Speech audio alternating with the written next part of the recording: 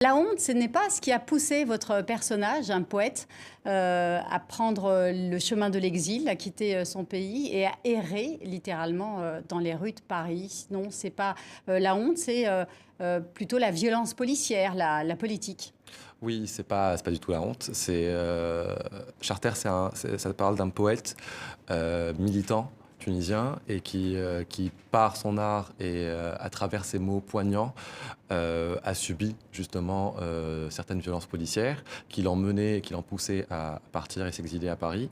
Mais justement, le film raconte que la violence policière ne se rattache pas à un pays ou à une société du tiers-monde ou à une société patriarcale, mais ça touche les pays entiers.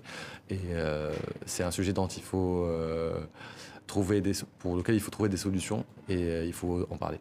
Alors, on va regarder tout de suite un extrait de Charter qui a obtenu le Tanit d'argent aux Journées cinématographiques de Carthage avec Majd Mastoura qui incarne ce poète qui erre dans les rues de Paris. On regarde.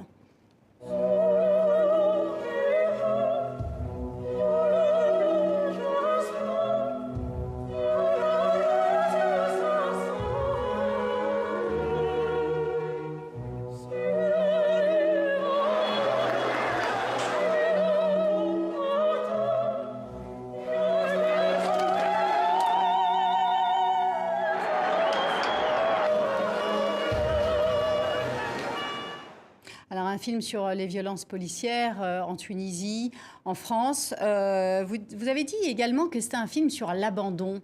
De quel abandon vous parlez? Est-ce que c'est l'abandon d'un homme en exil ou plutôt d'un pays qui ne reconnaît plus ses enfants?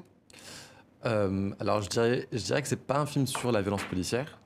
C'est un film qui s'est voulu être un patchwork de beaucoup de sujets, de beaucoup de strates, qu'elles soient narratives et ou esthétiques. C'est l'abandon, oui, c'est l'abandon de soi, c'est l'abandon d'un pays par rapport à sa jeunesse, c'est l'abandon de l'art aussi, de quelque chose qui nous fait vivre et qui nous fait avancer. Donc le personnage est dans cette phase de sa vie où il a tout perdu.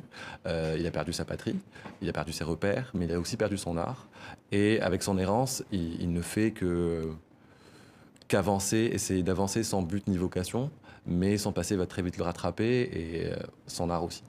Alors, vous l'avez dit à l'instant, c'est un film protéiforme, c'est un film patchwork qui mélange différentes techniques. Expliquez-nous votre parti pris dans ce film-là.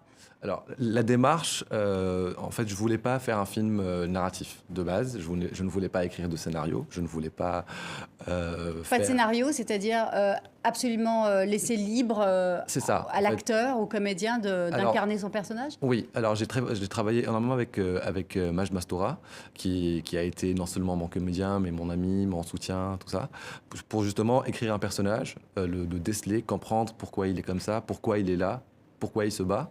Et avec ce constat, on savait où on allait aller et d'où on commençait.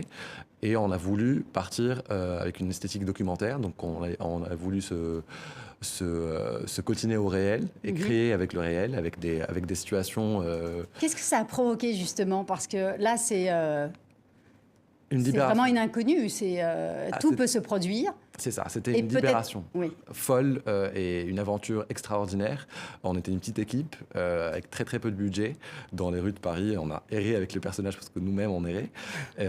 Et c'était très très très très fou pour moi parce que je viens d'un cinéma beaucoup plus écrit et beaucoup plus élaboré où je me refusais aussi certaines pratiques. Et avec ce film, je me suis lâché, je me suis vraiment amusé et finalement je me suis trouvé, j'ai l'impression, en tout cas. Et vous avez envie de continuer dans cette démarche-là, c'est-à-dire toujours laisser libre cours à... On a l'impression que c'est comme une émulsion chimique.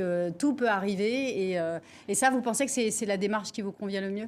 Alors, je ne pourrais pas vous répondre parce que je pense que chaque projet impose sa fabrication, son rythme et sa façon d'être fait et d'être nourri.